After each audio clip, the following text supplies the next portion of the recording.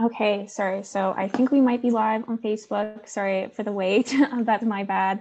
I wanted to say hi to everyone and introduce myself. I'm Lauren, a special project assistant with the National Trust for Canada and Historic Places Days. I hope everyone is having a great day so far. And I want to thank you all for registering and joining the virtual tour. And of course, Maddie, who will be giving us the tour today. Before I continue, I am calling from Edmonton, Alberta, and I would like to respectfully acknowledge that I am on Treaty 6 territory, traditional lands of the Blackfoot, Cree, Nakota, Tsuut'ina, Dene, and Métis people. The National Trust for Canada in Ottawa is situated on the traditional unceded land of the Algonquin and Anishinaabe people, but our work spans all over the territory known today as Canada. Feel free to use the chat feature to tell us where you are from and use it throughout the tour to ask questions. There'll be time at the end to ask questions as well. If you're on Facebook, feel free to use the comment feature as well, and we'll filter it into Zoom, so no worries. Historic Places Days is a nationwide event which has been going on throughout the entire month of July and will be ending on July 31st.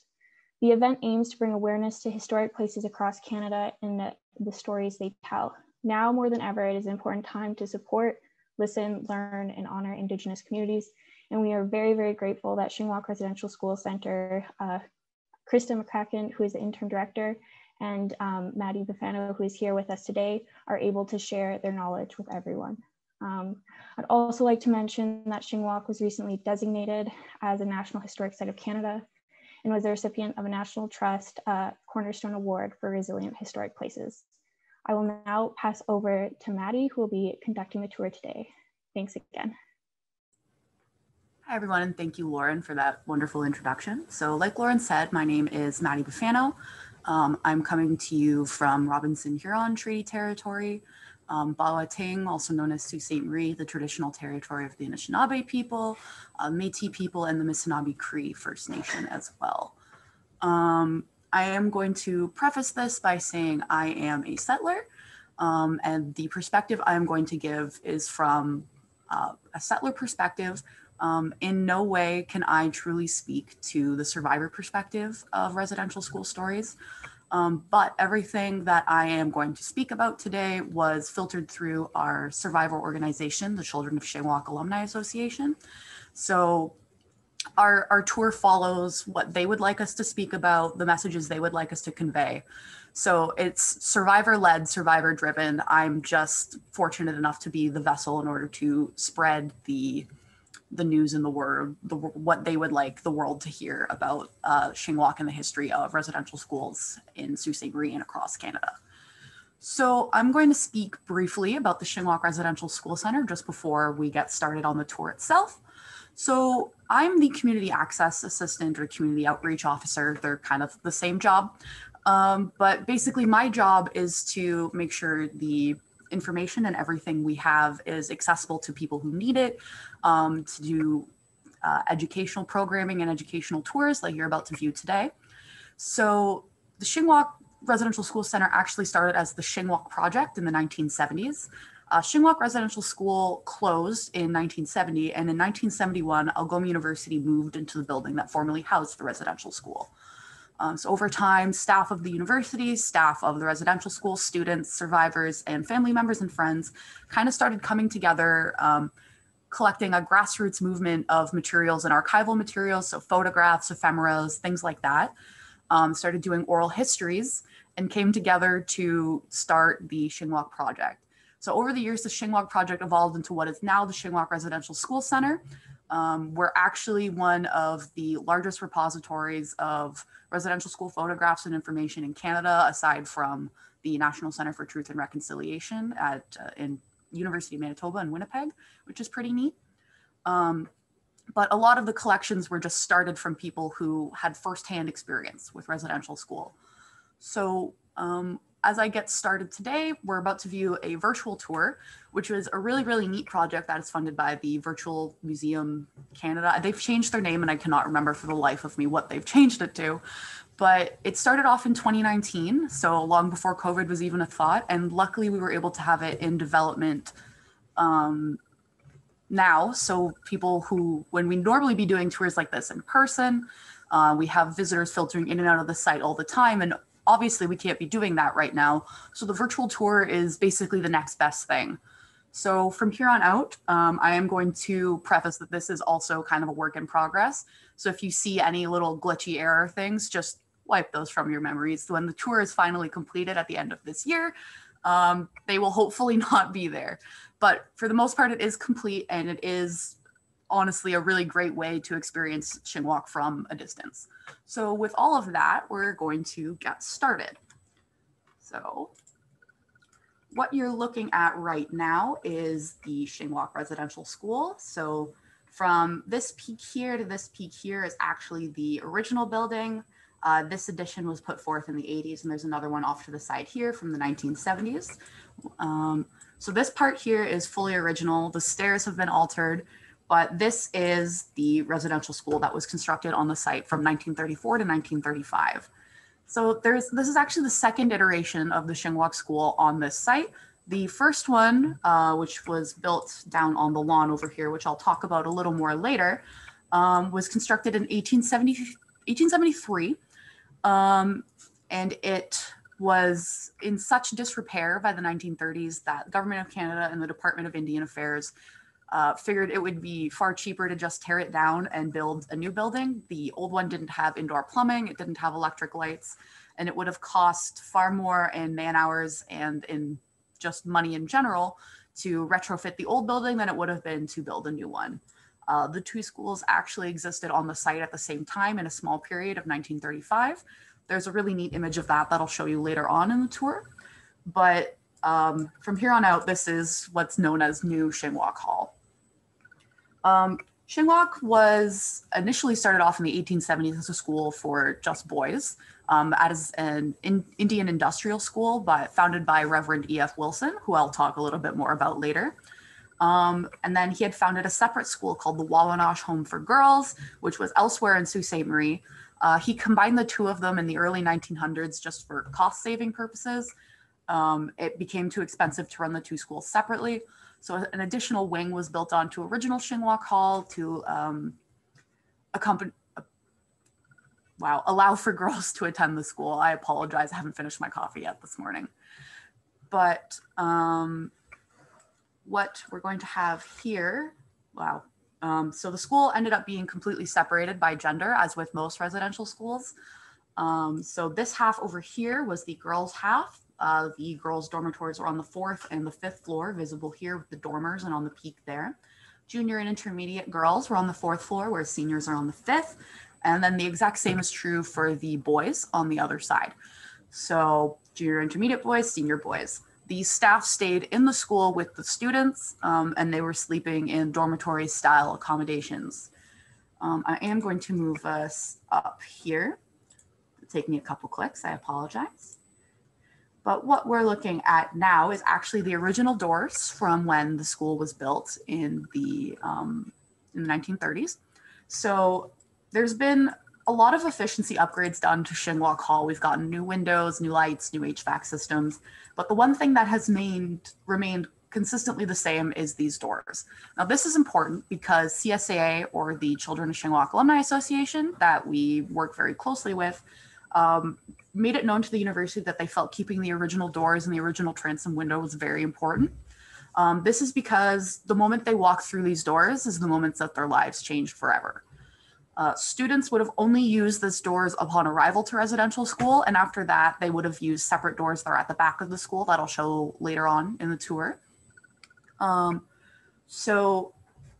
They would only ever use these doors upon arrival, and then they would be used for visitors, staff, clergy members, anybody but the students, pretty much, when they would come to visit the school. So students were not permitted to use these doors. There are separate girls' doors and a boys' door on the rear of the building.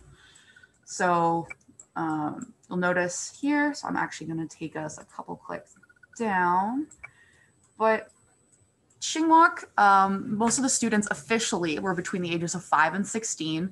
There is records of students as young as 2.5 and as old as into their early to mid 20s attending the school, just kind of varied depending on the time period, the principal, and the students themselves. But imagine you are a 5-year-old child and you've just been taken from your family. You've come from a remote community that you can only access by boat or plane. And this is one of the first big buildings that you've ever seen. It might be the first brick building you've ever seen. It might be the first building you've seen with electric lights, especially in the early 1930s. So a building like this was designed to intimidate, designed to feel institutional, designed to kind of strip anything away from students who might have been attending. This version of Xinguak Hall was designed by the chief architect for the Department of Indian Affairs. So you'll see a lot of residential schools follow a similar layout plan, look very similar, just some minor variations depending on where they are geographically. So I have it purposely at this angle so you can kind of picture yourself as a small child looking up at this big building. So it's really important to kind of put yourself in the shoes of the students and the children who would have been taken and placed here, just kind of to, my words have escaped me, but just to kind of properly convey the feeling here. So from the front steps of Xinguak Hall, I am going to take us down to the front lawn. So where we are now is the front lawn of Algoma University. You can see Xinguak Hall in the background there. And what you'll notice in front of us is 2 monuments. So the first monument here, this newer one, constructed of granite, was erected by the children of Xinguak in 2012. And it's dedicated to everybody who attended residential school across Turtle Island, so North America. It features the 7 grandfather teachings in Anishinaabe-Moan and English. And you'll notice that it is facing Xinguak. So this was done intentionally, kind of as a way for the survivors to say that we are still here. What you attempted to do was not successful, and that the Indigenous people are still very strong and very resilient, and that they'll continue to live on in the face of adversity. That was residential schools, which is a really powerful statement. And then we'll go to the monument at the back here when it loads for me. So this monument here is actually dedicated to E.F. Wilson, who is the first principal of Xinguak Residential School. It's constructed out of stone from the old building that was on site. So it's pink sandstone, which is really common in Sault Ste. Marie, just because its lines are riverbeds. So this was constructed by the school upon the tearing down of the old school in 1935. The original school actually comes from about the corner of the monument to over where the driveway is. If you've ever been to Sault Ste. Marie or the Algoma University campus, you'll be able to note just how big that area is. I can't really convey it into words, but it's not an insignificant amount of space. Everything in behind, especially where New Xinguak Hall is, would have been farmland. So Xinguak was a working farm and followed the half-day system. So students would be in class half the day and then would spend the other half of the day working either on the farm or elsewhere in the school. Female students would be working in the kitchen or the laundry. So back here would have been market gardens, so things like cabbage, potatoes, anything they would have used themselves within the school. And then anything further back would have been like corn, wheat, other crops, and then grazing land for the animals. So the whole area covered 90.5 acres. And again, if you're familiar with Sault Ste. Marie, it would have come from Queen Street, which is directly in front of us here by the water, all the way back to Wellington Street, which is a huge amount of space. It also extended further a little bit this way and this way, but land had been subdivided and is now, there's homes in the area. Also at the time of the construction of Xinguak, it was about 10 miles out from Sault Ste. Marie proper. So Xinguak was pretty secluded, and the geography of Sault Ste. Marie looks a lot different than it did back then. So this was outside of city limits. So students would have been pretty far from the settler inhabitants of Sault Ste. Marie. I'll talk a little bit about Wilson because he was instrumental in bringing residential schools and industrial schools to the Sault Ste. Marie community. So Wilson was from Barnsbury, England. He's an Anglican minister and missionary. He arrived in Canada and attended Huron College in London, Ontario, a subsidiary of Western University as it is today. Once he completed his missionary training, he worked a lot along the shores of Lake Huron, so a lot on Walpole Island and the St. Clair River. And then he moved his way up to Northern Huron and then along to Northern Superior, which is where he ended up settling in Sault Ste. Marie with his family. His vision was to build an industrial school to train Indigenous boys to learn trades and other things in order to properly assimilate them into settler colonial society. So Wilson viewed that he was helping the boys in a lot of times, but then through reading in his letter books, there's also some very unfortunate and harsh racist ideologies amongst these students.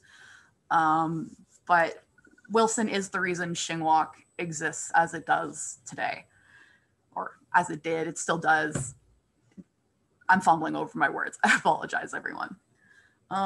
From the monuments, I'm actually going to take us to the Shingwauk Chapel. So very few residential schools actually had a fully functioning standalone chapel on site. Most of them used what Shingwauk uses an auditorium space, which I'll talk about a little bit later, as their chapel area, or they attended churches within the area if they were close enough. So this is the Shingwauk Chapel, or the Bishop Fouquet Memorial Chapel. Bishop Fouquet is the first Anglican bishop in the Diocese of Algoma. So this chapel was constructed in 1883, and it was done entirely by boys between the ages of 5 and 16.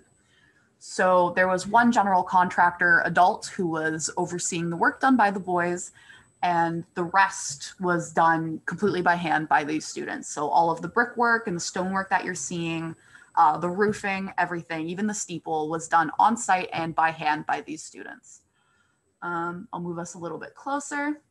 So you can see that's the original door as well. You'll also notice on the inside, everything in there was done entirely by students as well. So we'll enter the chapel. So all of the pews were hand carved, the woodworking in the ceiling. The only things within the chapel that were not done on site are the stained glass windows and the original bellowed pipe organ, which no longer exists today, but those were both shipped in from England in the 1800s. The chapel underwent some renovations in the 50s, as you can tell by that lovely linoleum flooring. But for the most part, it is almost entirely original. There's been some plaster work redone, and we actually had the stained glass windows redone a couple years ago. So they had been damaged due to vandalism and just the nature of the passage of time. But now the chapel is pretty much as it was, aside from the addition of electric lights. So the chapel remains kind of a conflicted space amongst our survivor community. Some survivors were, especially in the later years, were already practicing Anglicans upon arrival to residential school, just simply due to missionaries in their area and on their reserves. So the chapel could have been a place where they felt like they were at home, where they were connecting with their faith that they had already known. And then one of our survivors, Shirley Horn, who attended Shingwauk as a student, who then attended Algoma University and completed her Bachelor of Fine Arts, and then was actually Algoma University's first chancellor, which is pretty cool. She just finished her term last spring, I believe. So we have another chancellor instated, but Shirley was there for 5 years. So it's a really, really neat story and kind of connection through Shingwauk. But Shirley has rather fond memories of the chapel because she was in the choir. And when you're in the choir, they arranged you by your vocal range. So Shirley was actually able to be near her siblings because the residential school system kept siblings separate regardless of gender or age. So she was able to sit with her siblings and sing in the choir next to them, and then also attend choir practices with them. So it was a way to be together. So Shirley has really positive memories of the chapel space. Some survivors, however, obviously have more traumatic memories of the space. Depending on the year you went, you were at least in church once a week. It could depend on if it was Christmas or Easter, you might attend more than once a week.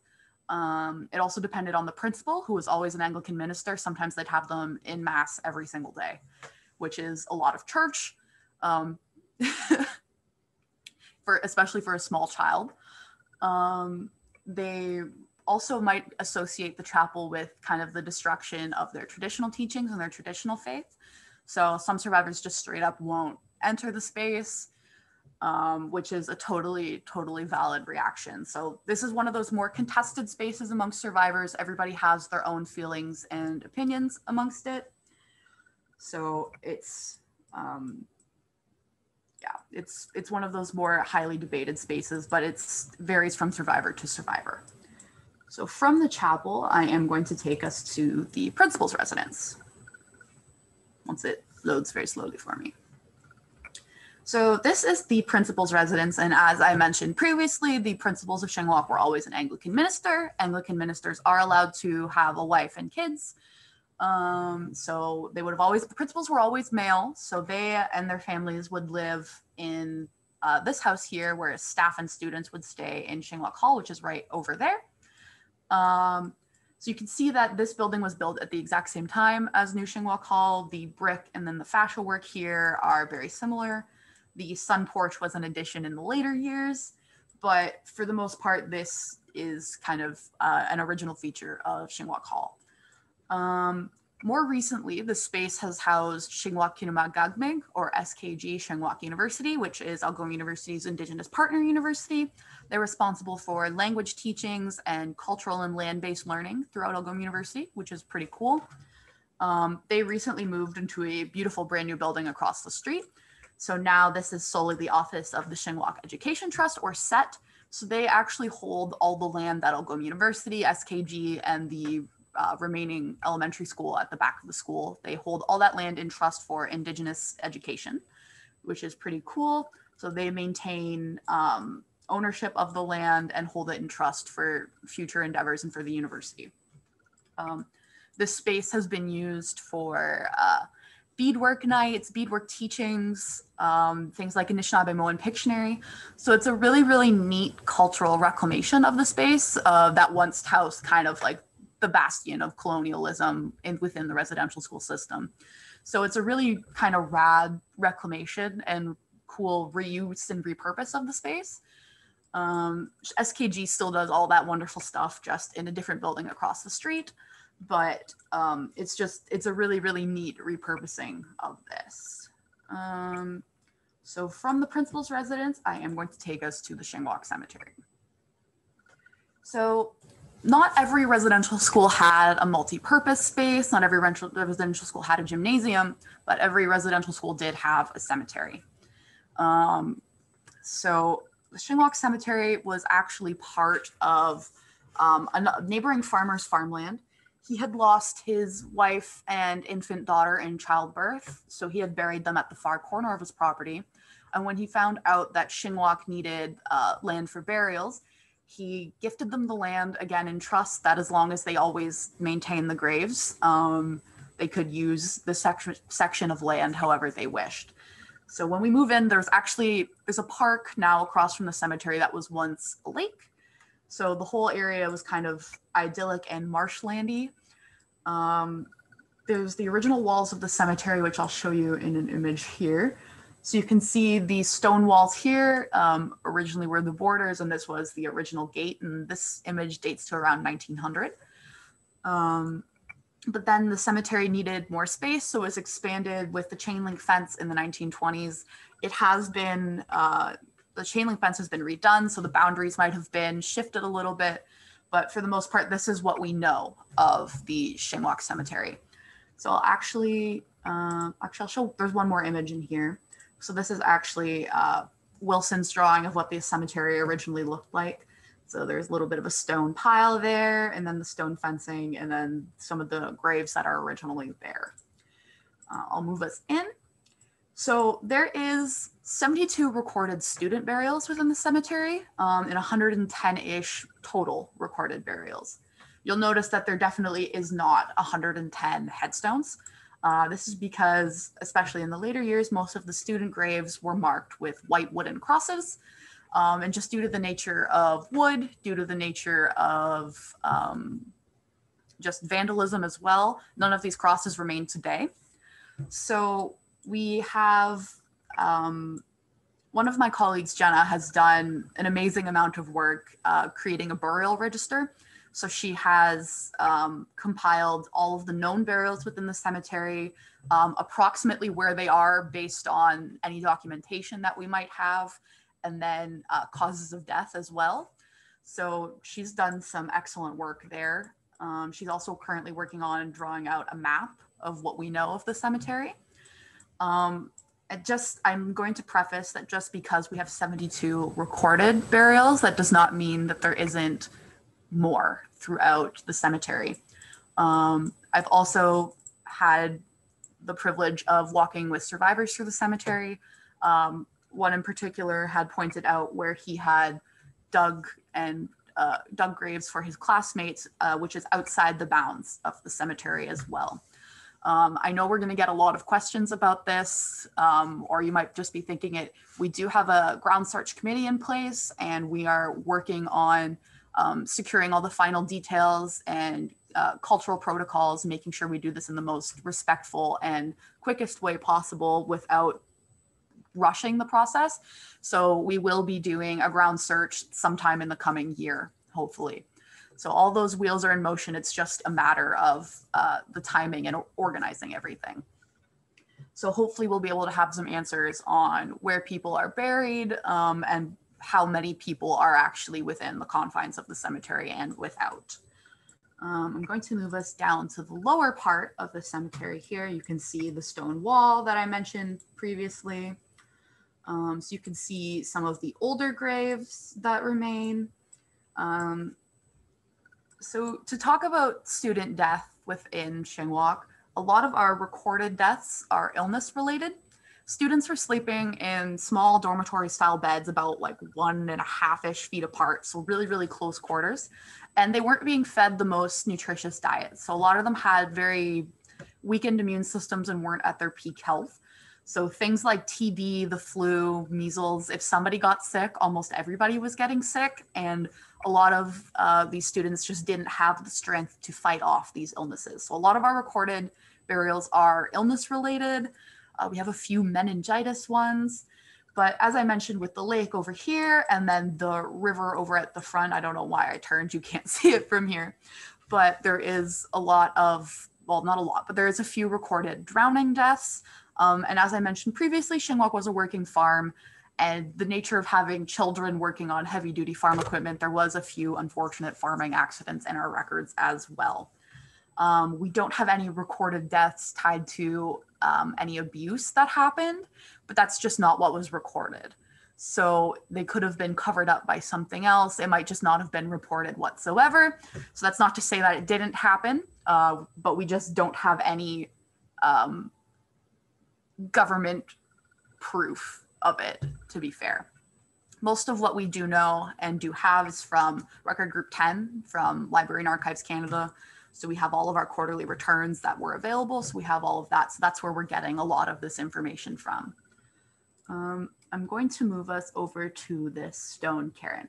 So like I mentioned, Shingwauk closed in 1970, but in 1981, everybody came together to have the very first Shingwauk reunion and gathering.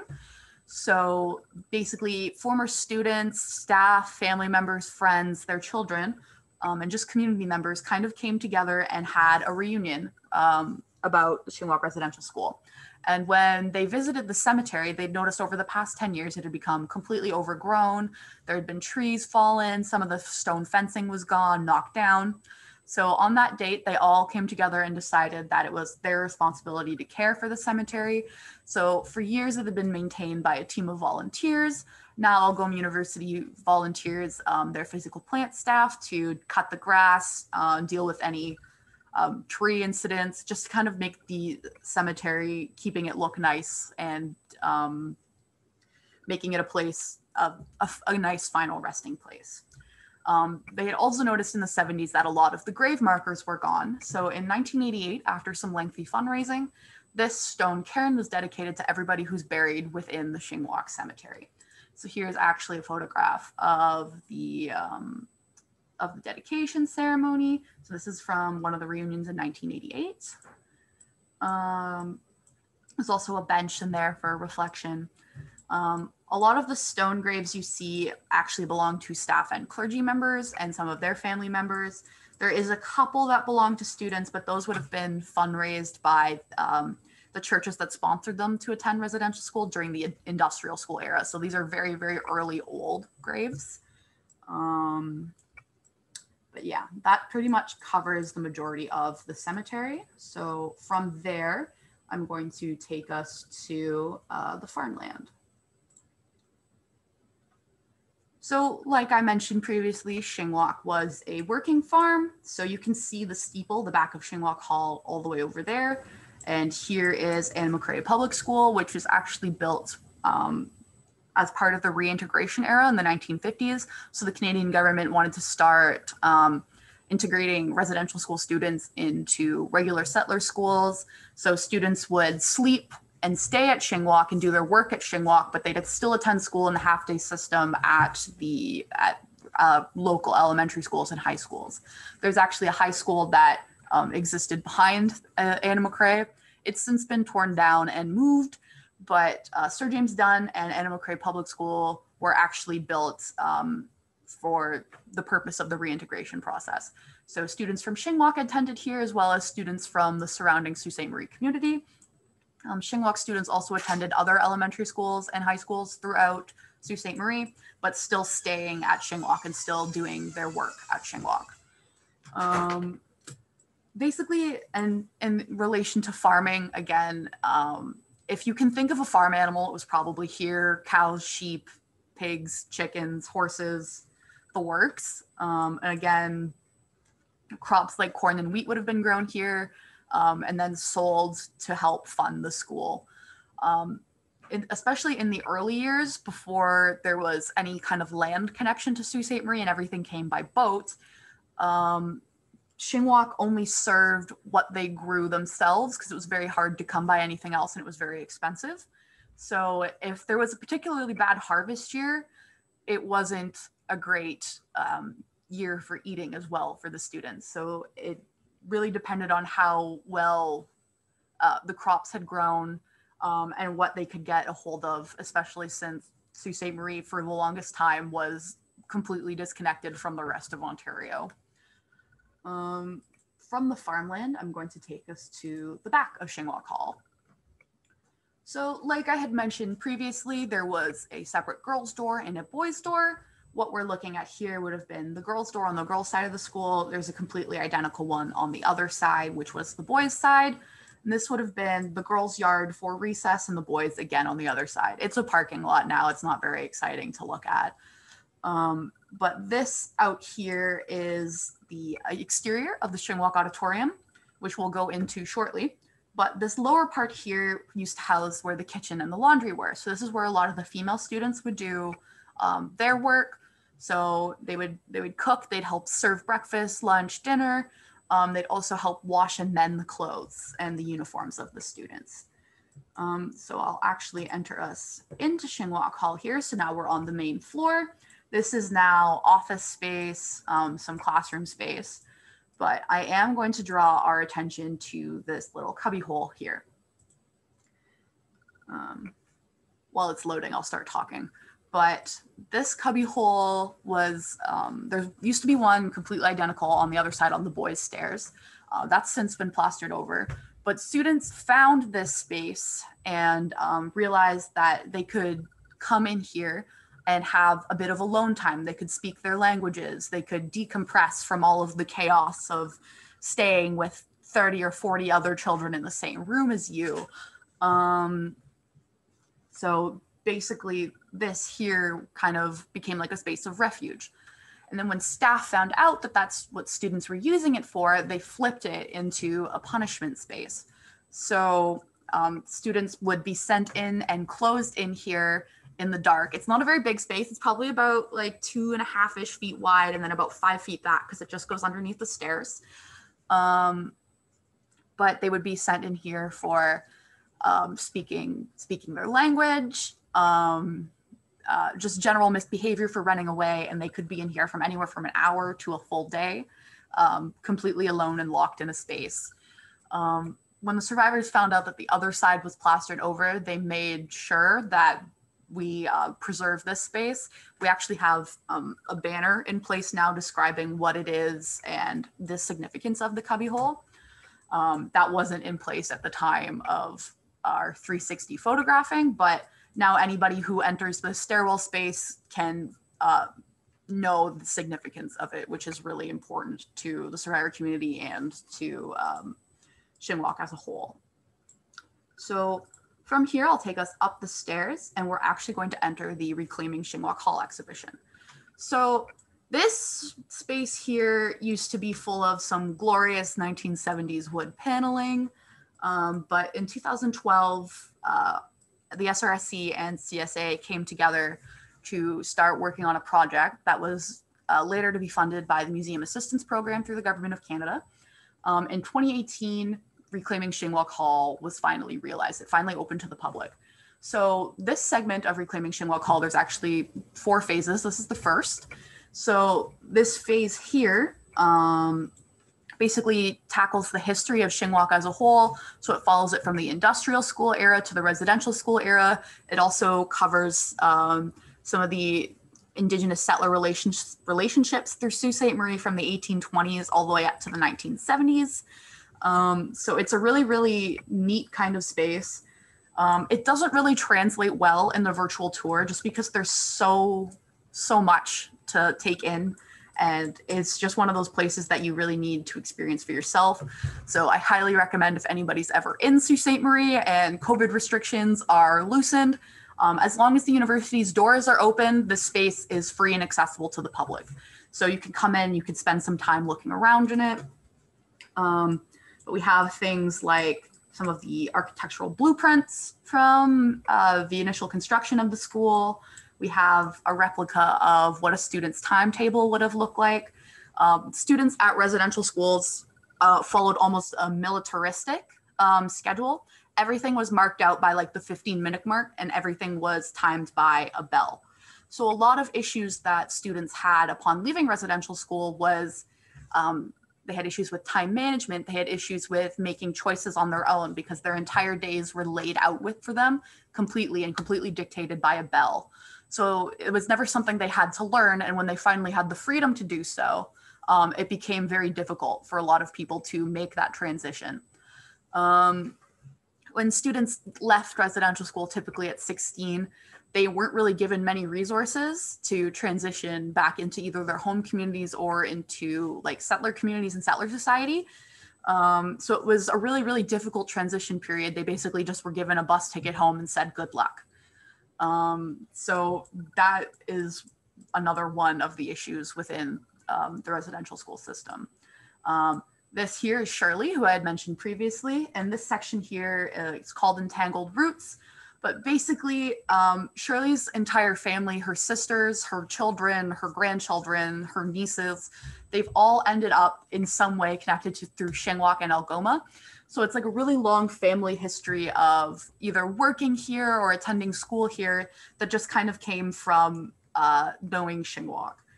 So we have these photo frames here that actually cycle through pictures of different things across the site.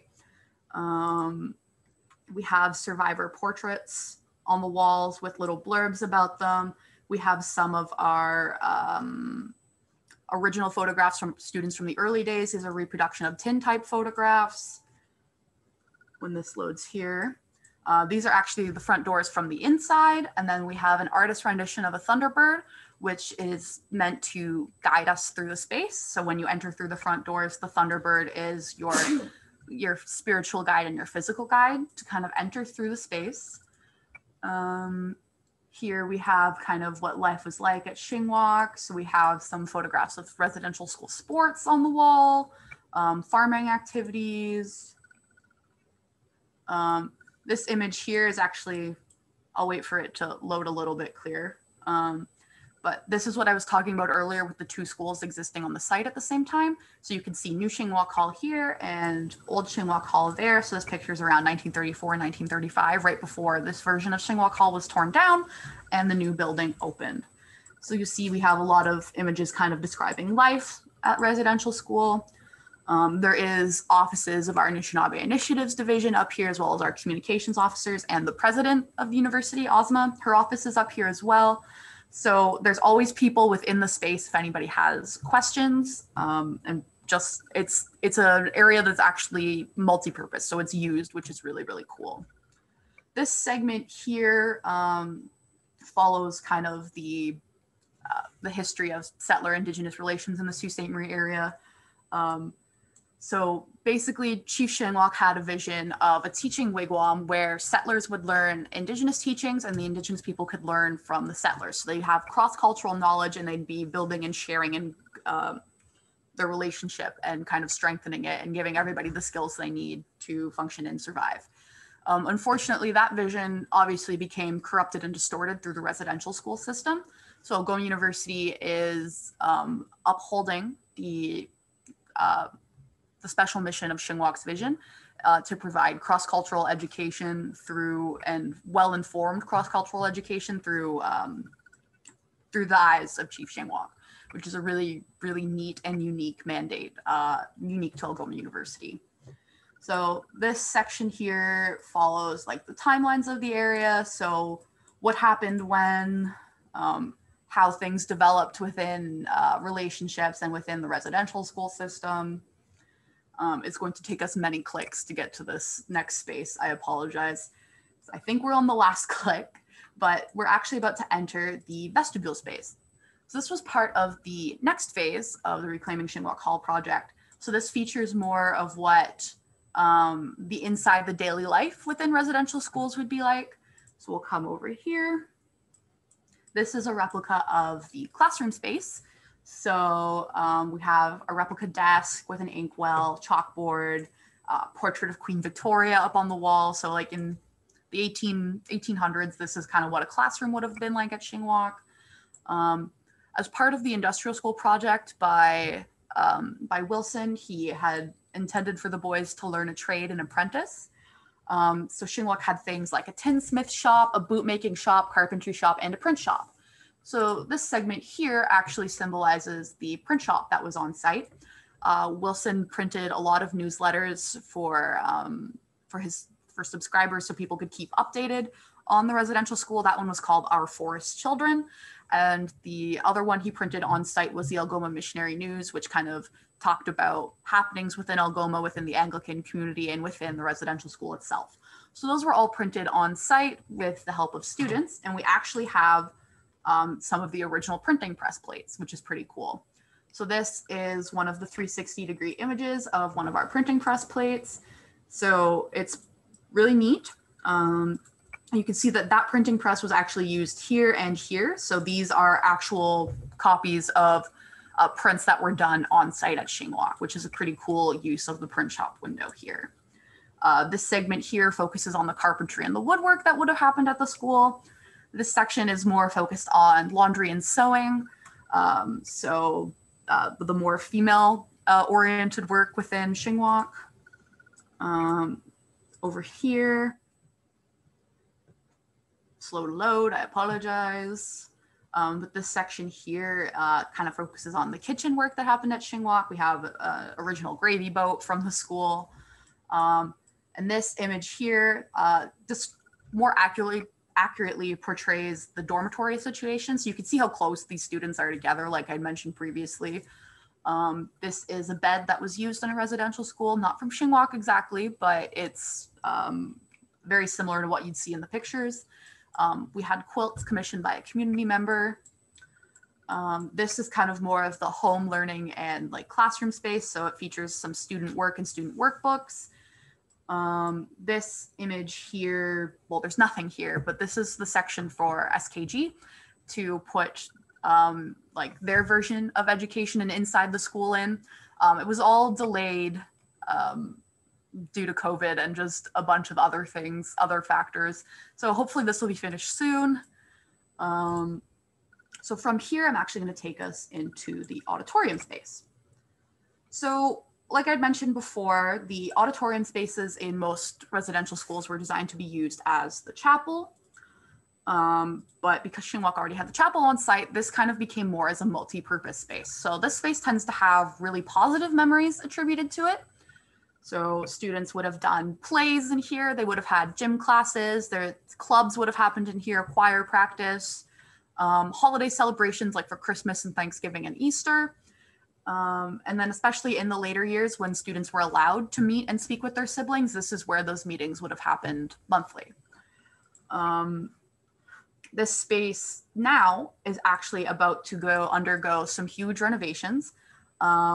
This mezzanine here isn't original, but it's about to be removed and the stage will be pushed back because we're getting the next phase of the MAP project in here. The next phase is Reclaiming Shinwalk Hall.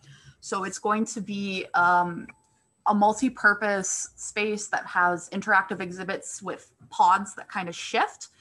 So they can be pushed against the wall so the space can still be used as an auditorium, but all of the exhibits are still going to be visible. And it features more of Canadian Indigenous relations. So kind of follows the history of like first contact with everything and then up until like Expo 67 and then modern things like that. So it'll have really informative and interactive panels. So that project's currently underway and we're hoping to start installation late in the summer or early into the fall, which is going to be really exciting. But yeah, that's part of another project I'm working on too with the center. So it's coming together really well and it's going to be really great once it's completed. From the Shinwalk Auditorium, I'll take us to the very last stop on our tour, which features the Project of Heart.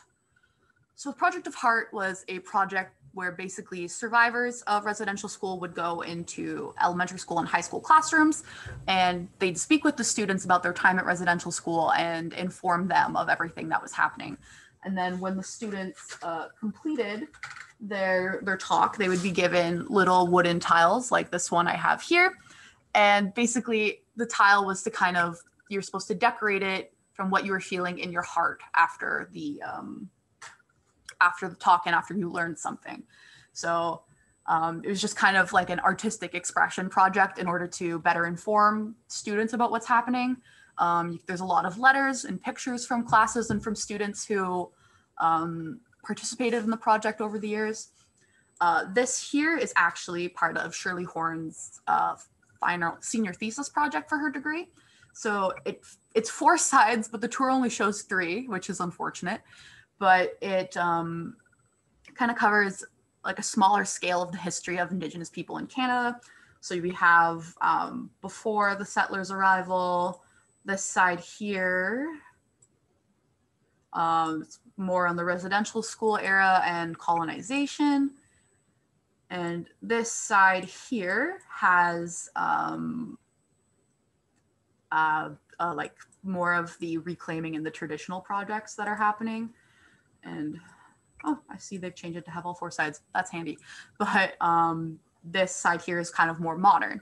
So Shirley included the Project of Heart tiles within her exhibition, which is pretty cool. So this piece is available in the East Wing of Algoma University, again, to view as long as the university is open. And then where I am right now, the Shinwalk Residential School Center is actually this door right over here. So that concludes the tour portion of this. So if anybody has any questions, I'm going to stop sharing my screen here.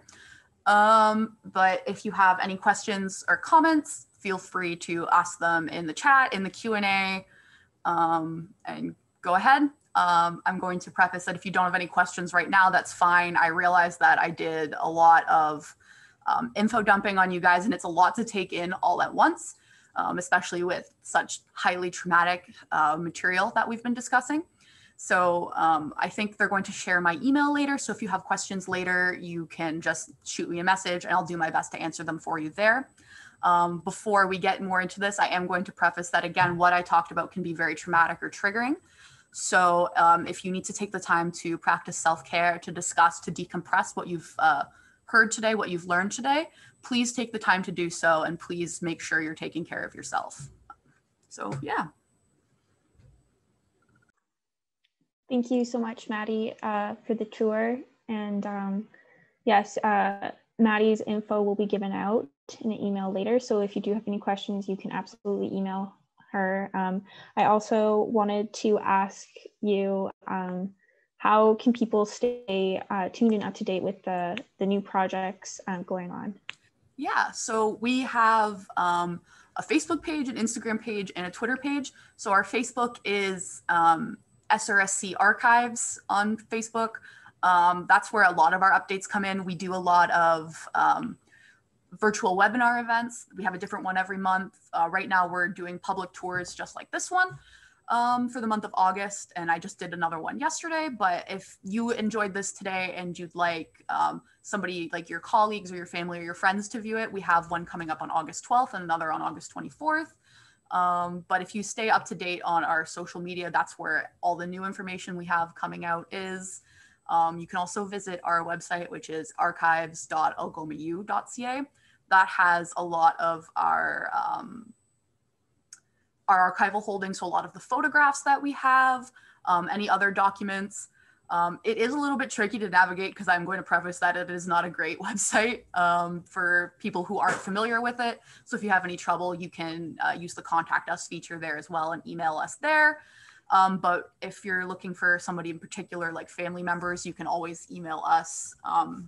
And we have a ton of images if this is something you're interested in learning more about. Thank you. And I had a question about the kind of regions kids would be coming from, how far like that is kind of compared to this school. Okay, I actually have an interactive map, so I'm going to share my screen again, okay, and I'll show you that.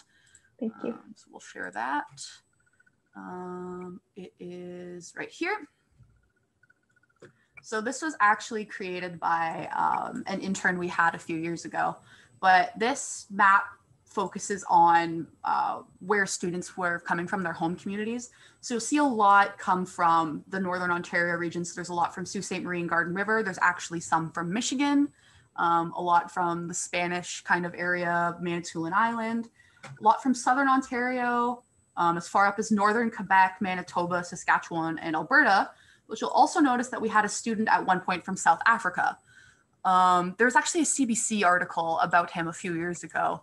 I'll see if I can find it, but this kind of speaks to the geographical spans of how far away students were coming from.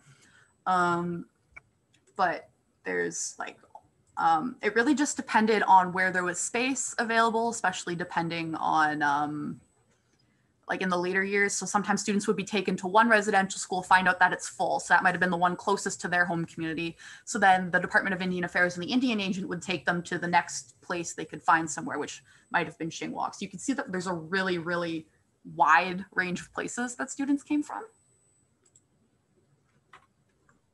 Thank you, that's insane. I can't believe they'd come from that far. Yeah. And I was also curious about kind of their schedule again, if they're working as well as going to church, as well as going to school, how long would their day be?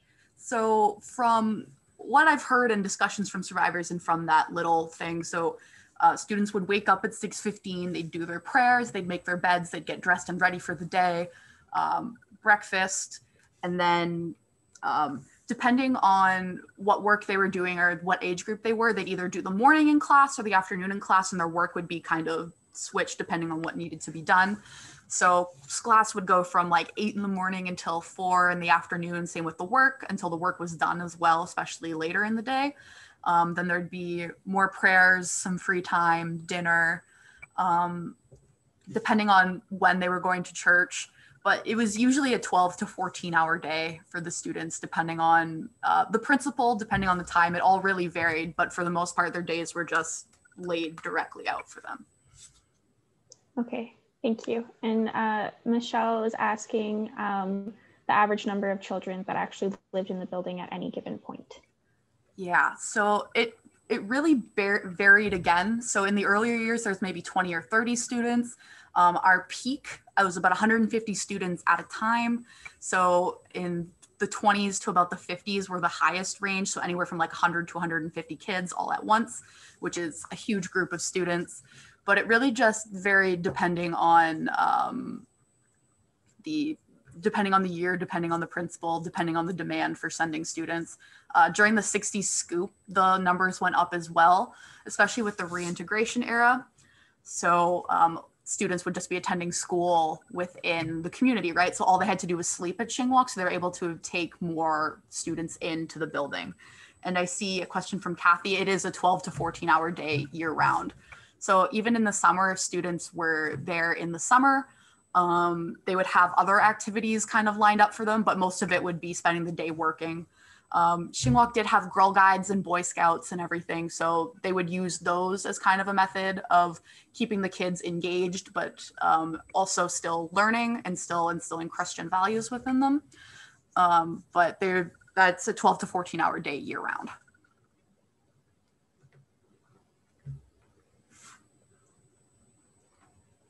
I'll ask another question. How does Shingwalk compare to other residential schools across Canada? Is there kind of like a similar, I guess we kind of heard that there's similar blueprints that were used. Is that true?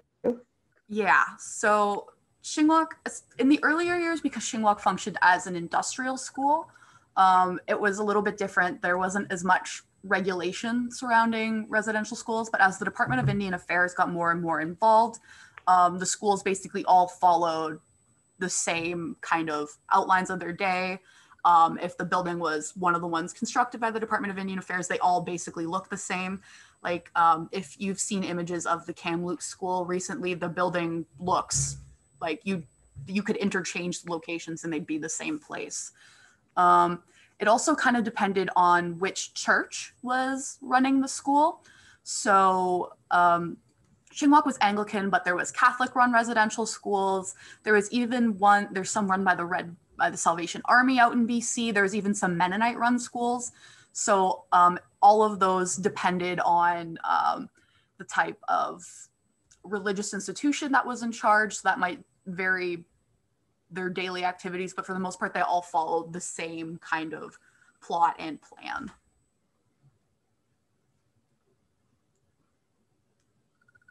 And then we had a question in the Q&A that you might have answered, but it was about the map and how it shows no children coming from the West. Do you know why? So some of these students coming from the West, a lot of the ones in Saskatchewan and Manitoba would have been from when Wilson was principal. So he often took trips out west. He had family in Saskatchewan and Manitoba, and then he'd visit Indigenous communities there and ask if he could, send some of their children to his school back in Ontario.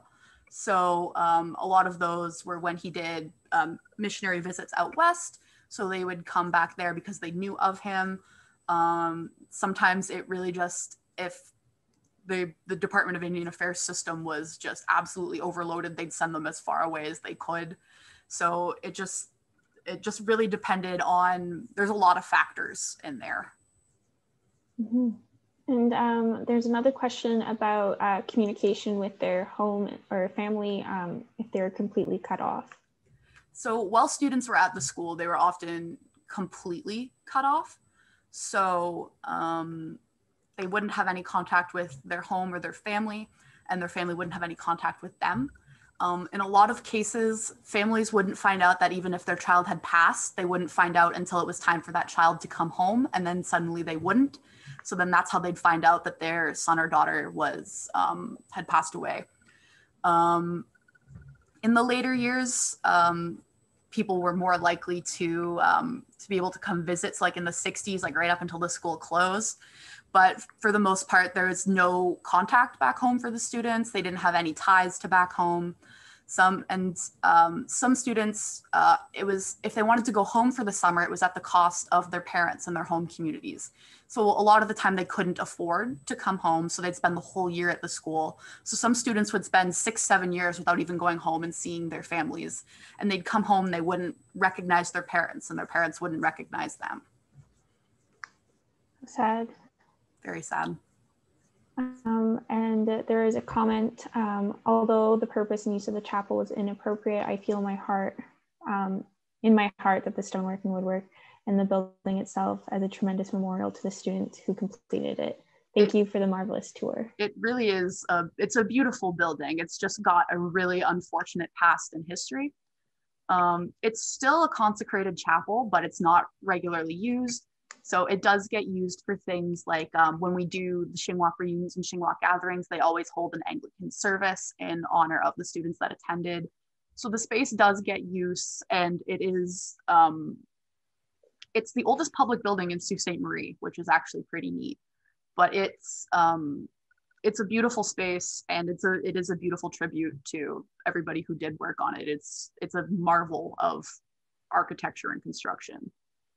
And with the church, sorry, before moving on to the next two questions, does that also fall under the National Historic Site designation, or is that just the hall?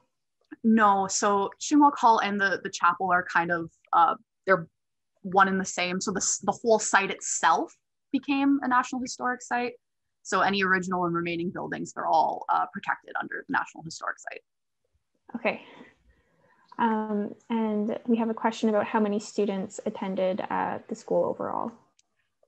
We don't know for sure, especially because in the 1920s and 30s, we have barely any records of those years, because in World War II, when the government started rationing paper, those were some of the very first records to be destroyed.